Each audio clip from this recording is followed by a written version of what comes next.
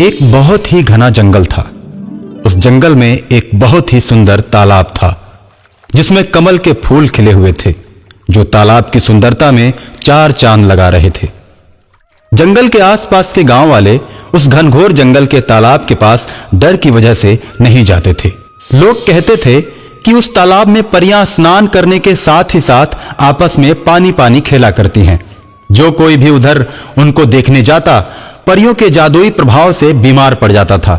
तालाब से कुछ ही दूरी पर रामपुर नाम का एक गांव था जिसमें राजू नाम का एक छोटा सा लड़का अपने मम्मी पापा के साथ रहता था। उसके मम्मी पापा बहुत ही गरीब थे, इसलिए उसके लिए खिलौने भी नहीं खरीद पाते थे। राजू अक्सर खेतों की मिट्टी से ही खेला करता था। मिट्टी से टेढ़े मेढ़े खिलौने तैयार करके वो खूब खुश हो जाता था। बेटा राजू, मिट्टी मिट्टी नहीं खेला करते, देखो तुम्हारे कपड़े कितने गंदे हो गए। माँ, मैं मिट्टी मिट्टी नहीं खेलूंगा, लेकिन मेरे लिए खेलने के लिए खिलौने तो ला दो। ठीक है, मैं बाजार से जाकर खिलौने ला दूंगी। माँ की बात सुनकर राजू खुश हो जाता है। राजू के मम्मी पापा उसे घर पर अकेले ही छोड़कर बाजार की तरफ जाते हैं और जाते हुए राजू से कहते हैं, बेटा इधर उधर मत जाना और जंगल में उस तालाब की तरफ तो बिल्कुल भी मत जाना। ठीक है पापा, मैं घर छोड़कर कहीं नहीं जाऊंगा। मम्मी पापा के जाने के बाद राजू के मन में तालाब और जंगल घूमने लगते हैं और वो उन्हें देखना चाहता है। राजू खुद को रोक नहीं पाता और जंगल की तरफ चल देता है और कुछ ही दूरी पर वो परियों को स्नान करते हुए देखता है।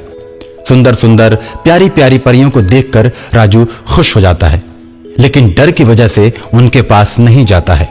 परियां पानी पानी खेलती हैं और शाम होते ही वो गायब हो जाती हैं। जाते समय परियों को ख्याल नहीं रहता, पर एक छोटी परी तालाब में छूट जाती है। छोटी परी चल तो सकती है लेकिन उड़ नहीं सकती क्योंकि उसके पंख बहुत ही छोटे हैं। राजू उस नन्ही परी को अकेले देखता है तो उसके पास जाता है और उससे कहता है, बहन, तुम्हारा नाम क्या है? मैं परी हूँ और मेरी मम्मी का नाम सोन परी है। तुम हमारी दोस्त बनोगी, हम लोग साथ साथ खूब खेलेंगे। परी और राजू खेलने लगते हैं। परी राजू के साथ खेलते खेलते उसके घर आ जाती है। शाम को राजू के मम्मी पापा जब राजू के साथ परी को देखते हैं तो उससे कहते हैं, राजू तूने ये क्या कर दिया? अब तो परियां क्रोध में आकर हम सबको श्राप दे देंगी। क्यों डरते हो अंकल? ऐसा कुछ भी नहीं होगा। मैं तो राजू के साथ खेलूंगी, फिर मेरी मम्मी आएगी और मुझे लेकर जाएगी और बदले में राजू को ढेर सारे खिलौने देगी। रानी परी के मुख से यह बात सुनकर राजू के मम्मी पापा बहुत खुश होते हैं। उन्हें अब सोन परी का डर नहीं रहता। रानी परी और राजू फिर एक साथ खेलने लगते हैं। अरे राजू, तुम्हारे घर में तो एक भी खिलौना नहीं है। मम्मी, तुम बाजार से खिलौने लाने की बोली थी ना, मेरे खिलौने कहाँ हैं? बेटे, आज मेरे पास पैसे नहीं है, कल मैं तुम्हारे लिए जरूर खिलौने लेकर आऊंगी। आंटी जी, तुम पैसे के बिना खिलौने नहीं लाई, ये लो पैसे।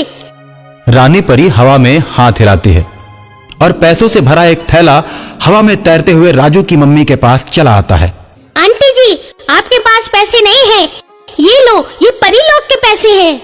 ये पैसे सोने के होते हैं, आप इन्हें बेचकर अच्छा सा घर बना लो। मेरे और राजू के लिए बहुत सारे खिलौने लेकर आओ। राजू के मम्मी पापा सोने के सिक्कों को देखकर बहुत ही खुश होते हैं और कुछ ही दिनों में सोने के सिक्कों को बेचकर बहुत बड़ा घर बनवा लेते हैं। और उसके बाद राजू के मम्मी पापा अपने गांव में सबसे ज्यादा अमीर हो जाते हैं। यार, अचानक राजू का परिवार इतना धनी कैसे हो गया? राजू तो कुछ दिनों से घर से बाहर भी नहीं निकल रहा है। चलो हम पता लगाते हैं कि मामला क्या है। गांव वाले छुप छुप कर राजू के घर की बात को सुनते हैं। राजू के घर से परी की आवाज आती है।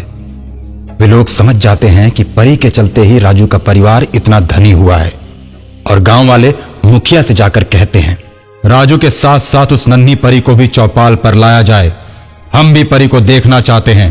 राजू, मैं तो इंसानों के बीच नहीं रहती, वो तो तुम मेरे दोस्त बन गए थे, इसलिए मैं तुम्हारे घर आ गई। मुझे चुपके से तालाब की तरफ ले चलो, मेरी माँ वहाँ आई होगी। मैं अपनी माँ के साथ चली जाऊंगी, नहीं तो ये लोग मुझे मार देंगे। ठीक है, मगर मैं तुम्हें छोड़कर नहीं रह पाऊंगा। मैं भी तुम्हें छोड़कर नहीं रह सकती। तुम जब भी बुलाओगे ना, तो मैं जहाँ भी रहूंगी चले आऊंगी। ठीक है रानी परी।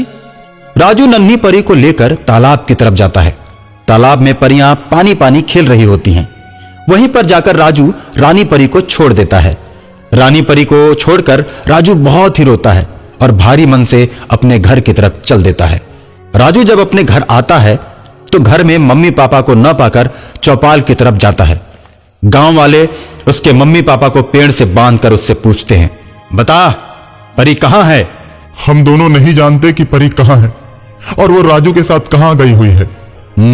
ठीक है, जब तक राजू परी को लेकर नहीं आ जाता हम लोग इंतजार करेंगे और जैसे ही वे दोनों आएंगे तुम लोगों को खोल दिया जाएगा।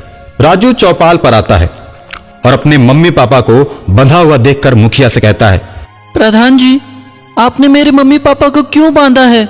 ये तो बहुत गलत बात है। उन्होंने कौन सा अपराध किया है? क्या आपके गांव में गरीब का अमीर हो जाना अपराध माना जाता है? अरे ये तो बहुत बोलता है, इसे भी बांध दो। गांव वाले राजू को उसके मम्मी पापा के साथ बांध देते हैं। राजू संकट में पड़कर रानी परी को याद करता है। मम्मी, मेरा दोस्त संकट में पड़ा हुआ है, उसकी मदद करो ना।